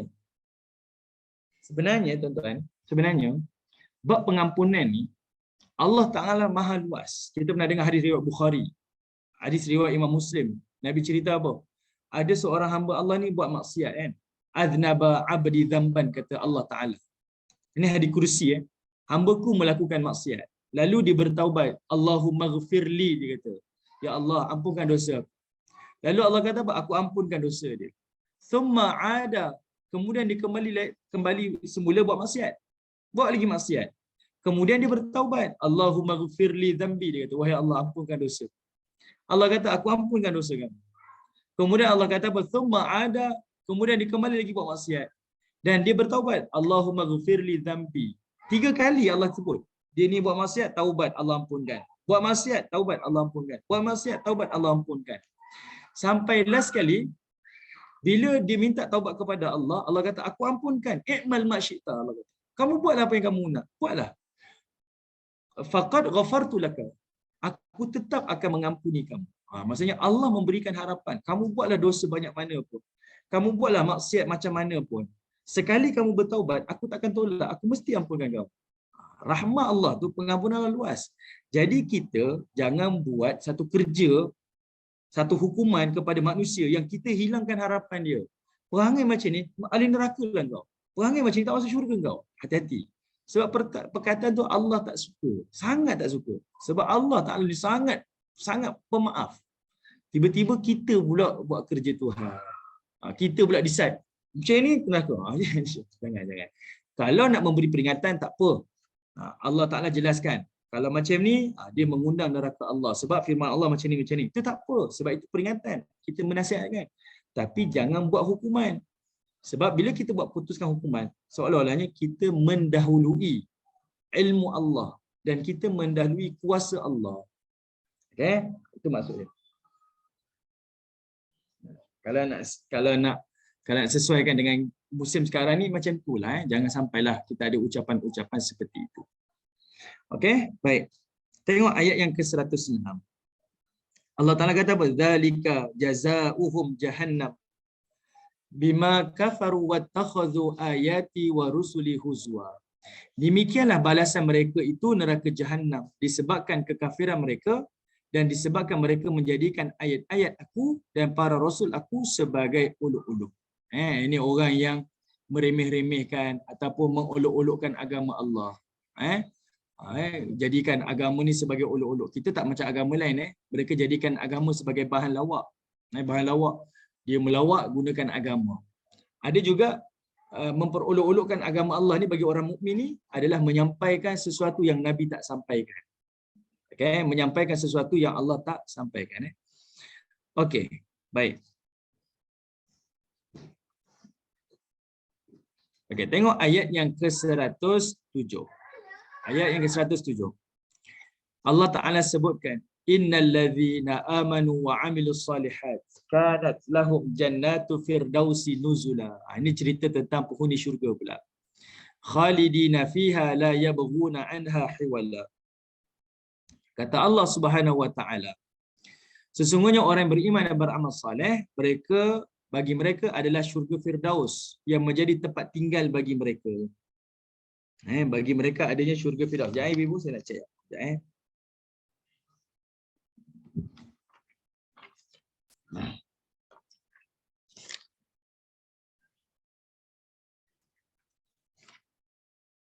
Okey. Kemudian Allah kata apa? Allah akan jadikan syurga Firdaus itu sebagai nuzula, sebagai tempat tinggal. Kemudian Allah Ta'ala sebutkan iaitu khalidina fiha, mereka akan kekal di dalam syurga itu, la yabghuna anha hiwala, dan mereka tidak akan berpindah daripadanya. Okey, kita tengok apa yang disebutkan oleh Al-Hafiz Ibn Kathir. Dia kata Allah menceritakan tentang hamba-hamba yang berbahagia, iaitu orang yang beriman pada Allah dan para Rasul, serta membenarkan apa yang dibawa oleh Allah dan juga yang dibawa oleh Rasul, bahawa mereka akan mendapatkan syurga Firdaus. Mujahid berkata, Al-Firdaus bererti kebun menurut bahasa Rom, bahasa Romawi. Sedangkan Ka'ab As-Suddi Ad-Dahab mengatakan iaitu kebun yang di dalamnya terdapat pohon anggur. Itu dari sudut tafsiran bahasa lah. Tapi Al-Jannah atau Al-Firdaus merujuk kepada syurga Allah Subhanahu wa Ta'ala. Okay. Sebawalah satu hadis riwayat Bukhari dan Muslim, idza sa'altumullahul jannah fas'aluhu firdaus. Apabila kamu memohon syurga kepada Allah, minta syurga Firdaus, fa innahu a'lal jannah, sebab dia adalah syurga yang paling tertinggi. Wa awsatul jannah wa minhu tufajjaru anharul jannah. Dan dia adalah syurga yang di pertengahan, yang terpancar daripadanya sungai-sungai syurga. Maksudnya sungai syurga tu dia keluar daripada syurga Firdaus. Cantiklah tempat dia. Sebab kita ni kalau tengok sungai, kita nak tahu dia keluar daripada mana. Sudah tentulah dia keluar daripada tempat yang paling tertinggi. Air sungai itu akan mengalir daripada tempat yang paling tinggi, paling atas. Okey, yang menarik dekat sini, Allah gunakan lagi sekali perkataan nuzula. Allah gunakan perkataan nuzula. Nuzula di sini para ulama kata dia adalah manzilah. Manzilah iaitu rumah, tempat tinggal, kediaman. Kenapa Allah gunakan perkataan syurga ni sebagai kediaman? Sebab Allah Subhanahu Wa Taala nak sampaikan kepada kita, syurga ni sebagai kediaman, kerana manusia ni fitrah dia pergilah satu tempat, pergilah satu negara, tempat tu cantik mana pun, indah mana pun, dia takkan rasa selesa. Sebab apa? Yang paling selesa rumah saya. Ini biasa kan? Paling selesa rumah saya. Okey, dia tidur hotel yang paling mahal, katil yang paling empuk, tapi yang paling bestnya katil rumah saya. Saya pergi tandas macam ni, mahal tandas ni. Nak masuk pun kena bayar RM10. Boleh masuk banyak kali lah. Ada satu tandas dekat KLCC tu macam tu kan. Paling mahal. Tapi tandas yang paling best sekali, rumah saya. Jadi Allah Ta'ala jamin. Syurga ni Allah berikan macam-macam kenikmatan. Allah macam-macam keindahan. Allah beri macam-macam kehebatan. Dan Allah jamin dia tak akan asing dengan penghuni syurga. Bahkan penghuni syurga akan rasa itu adalah sebagai kediaman dia. Okey, sebab kita ni mungkin marhain, bagi tempat yang hebat kita rasa macam janggal. Allah kata tak. Kamu takkan ada rasa macam tu. Kamu akan rasa dia adalah sebagai kediaman kamu. Selesa sangat. Bahkan Allah jamin khalidina fiha. Kamu duduk kat situ kekal. La yabghuna anha hiwala. Dan kamu tak ada rasa nak pindah dah. Kamu kalau tengok di sini dia kata apa? Mereka akan memilih, mereka tidak akan memilih yang selain daripadanya, iaitu tak akan nak pindah ke tempat lain, dan mereka tidak akan mencintai yang selain daripadanya. Dah jatuh cinta, rasa selesa, rasa seronok, saya tak nak dah, tak fikir benda lain, saya nak duduk kat sini selama-lamanya. Ini jaminan daripada Allah Subhanahu wa taala. Okey. Baik, ibu-ibu yang dirahmati oleh Allah Subhanahu wa taala, saya nanya tak sempatlah. Ada satu ayat tu saya nak bawa. Sebenarnya ada satu surah Al-Haqqah. Ni cerita tentang sebelum kita masuk syurga ni, cerita tentang ayat neraka tadi tu berkaitan tentang orang yang dia tak percaya ayat Allah dan dia tak percaya hari pertemuan di hari akhirat. Allah sebut dalam surah Al-Haqqah ayat 19 sampai ayat 37. Ibu-ibu boleh semaklah nanti ayat 19 sampai ayat 37. Iaitu bicara berkaitan tentang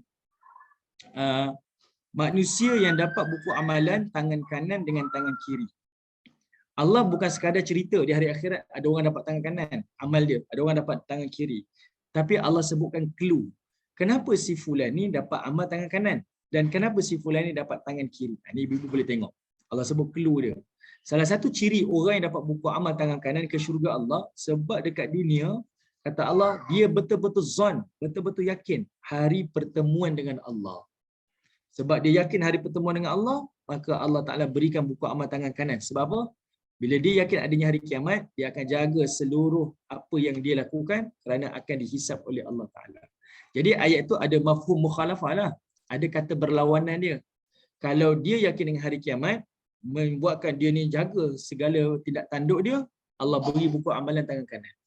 Jadi kalau orang yang hidupnya tak yakin tentang hari kiamat dan dia tak jaga amal-amal perbuatan, dia tak percaya akan dihisap, maka dia akan dapat buku amal daripada tangan kiri. Ini ibu-ibu boleh tengok surah Al-Haqqah ayat 19 sampai ayat 37. Okey.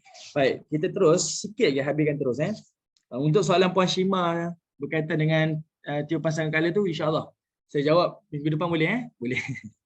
Okey. Tengok Allah Taala kata qul law kana al-bahru midadan li kalimati rabbi lanafidal bahru qabla an tanfada kalimatu rabbi walau ji'na bimithlihi madada. Katakanlah wahai Muhammad, jika ada lautan itu, kawan, kalau sekiranya lautan menjadi dakwat tinta untuk menulis kalimah-kalimah Rabbku, sesungguhnya habislah lautan itu sebelum habis ditulis kalimah-kalimah Allah. Meskipun kami datangkan walau ji'na bimithlih, sekalipun kami datangkan satu lautan yang sama juga. Kita tengok lautan kita 70%, daratan kita 30%. Ambil lautan ni jadi dakwat tulis kalimah-kalimah Allah ni, tak cukup. Takkan cukup. Bahkan Allah tambahkan lagi satu lautan yang sama juga, pun takkan cukup. Punyalah banyak ayat-ayat Allah Subhanahu wa taala. Apakah yang dimaksudkan dengan ayat-ayat Allah ni? Al-Hafiz Ibn Katsir kata apa? Dia merujuk kepada apa yang Allah perintahkan, hukum hakam Allah, ayat-ayat Allah terlalu banyaklah, terlalu banyak. Kat sini ada tulis ada. Maksudnya ayat ni adalah menunjukkan kepada kita kembali kepada Allah, berimanlah kepada Allah Subhanahu wa taala dan berpautlah kepada Allah Subhanahu wa taala dengan paut yang sungguh-sungguh. Ini berkaitan dengan akidah lah. Okey, kemudian last sekali ayat 110.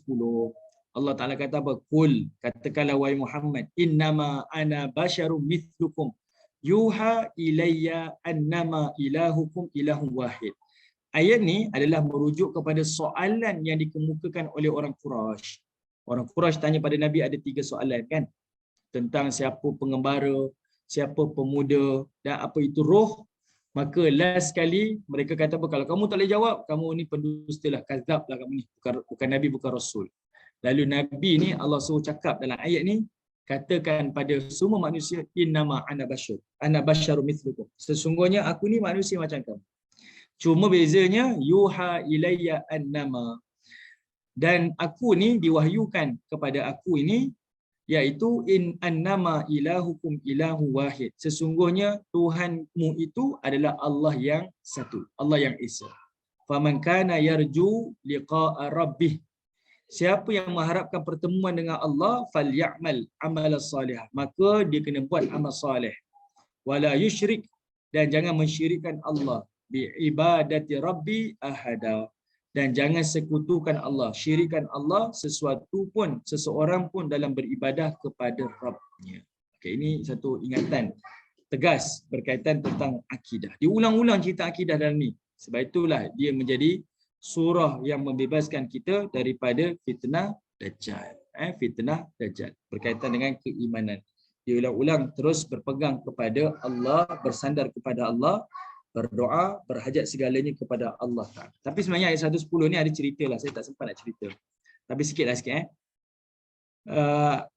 Kita rasa kita maklumlah Nabi ni Rasul. Tapi zaman mereka ada yang tak percaya sebab dia hidup tengok Nabi depan mata. Tapi banyak bukti dalam kisah-kisah Nabi yang mana orang yang tak beriman dengan Nabi meyakini Nabi adalah Rasul. Antaranya adalah Ka'ab bin Asad. Ka'ab bin Asad ni adalah ketua daripada kalangan Yahudi Bani Quraizah. Dia ketua. Dia tengok Nabi, dia bergaul dengan Nabi dan dia duduk dalam kota Madinah. Dan dia menjadi saksi Nabi ni adalah Nabi seperti mana yang disebut dalam kitab Taurat, dalam kitab orang-orang Yahudi. Dia meyakini, bahkan sebelum Nabi halau, dia dah maklum pada orang-orang kampung dia, orang-orang Yahudi. Dia kata apa? Aku beri pilihan. Salah satu pilihan iaitu kamu beriman je dengan Muhammad. Kembali pada Muhammad, beriman pada Muhammad sebab aku jadi saksi Muhammad adalah benar dan dia adalah Rasul yang disebut dalam Alkitab.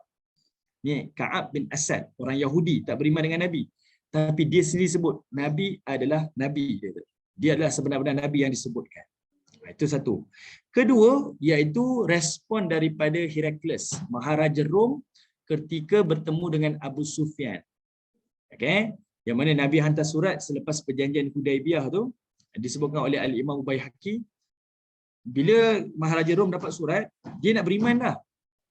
Tapi sebab dia takut hilang tahta dia tinggalkan. Tapi dia minta pegawai-pegawai dia cari seorang Arab yang tengah berniaga dekat Syam.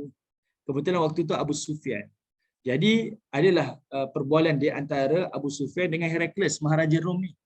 Jadi daripada perbualan Maharaja Rom dengan Abu Sufyan, bila Abu Sufyan kata apa, Muhammad ni kalangan kami orang Arab. Dia pernah menang, kami pun pernah menang. Pengikut Muhammad ni adalah orang-orang Barhain. Semua yang disebutkan oleh Abu Sufyan, semuanya Maharaja Rom dia kata apa? Benar, dia adalah Rasul. Benar, dia adalah Rasul. Sedangkan Maharaja Rom tu adalah beragama Nasrani, tapi dia membenarkan benarnya Nabi SAW. Ini antaralah. Ramai sebenarnya membuktikan Nabi itu adalah Rasul. Bukan kalangan orang Islam, sebab kita memang dah beriman. Tapi diiyakan sendiri adalah daripada orang-orang yang bukan daripada ajaran agama Islam. Okey? Baik, tuan-tuan yang dirahmati Allah Subhanahu Wa Taala, selesailah surah Al-Kahfi ini, beberapa bulan dah kita baca. Mudah-mudahan selepas ini kita baca ada satu perasaan dan kita mula memahami ayat-ayat Allah Subhanahu Wa Taala. Semoga menjadi pengajaran dan dia tak berhenti di sinilah. Ada rezeki, tuan-tuan, ibu-ibu, ayah boleh ulang dengan ustaz yang lain. Dan mungkin juga ada kemungkinan kita akan ulang lagi sekali pada pertemuan-pertemuan yang akan datang. Kita tak tahulah 2-3 tahun akan datang ke, mungkin kita akan baca lagi sekali. Dan kita tak akan berhentilah daripada terus membaca dan mengulang kaji ayat-ayat Allah Subhanahu Wa Taala. Okey, baik, terima kasih atas perhatian dan untuk soalan Puan Syima saya simpan untuk pertemuan kita akan datang, insya-Allah. Wallahu taala a'lam. Assalamualaikum warahmatullahi wabarakatuh.